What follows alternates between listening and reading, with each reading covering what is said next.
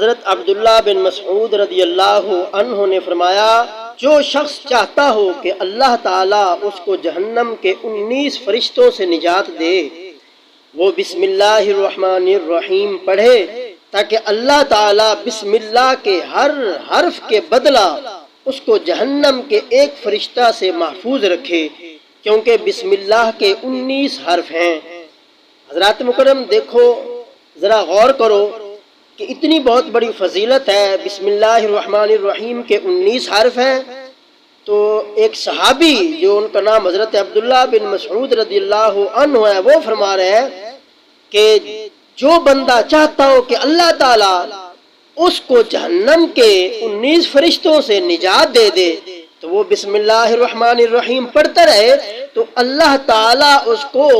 اسی بسم اللہ کے ہر حرف کے بدلہ سے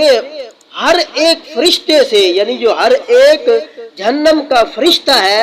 اسے محفوظ رکھے گا، اس بندے کو۔ اللہ رب ذوالجلال کی بارگاہ میں دعا ہے کہ اللہ رب ذوالجلال ہمیں بسم اللہ الرحمن الرحیم پڑھنے کی توفیق عطا فرمائے۔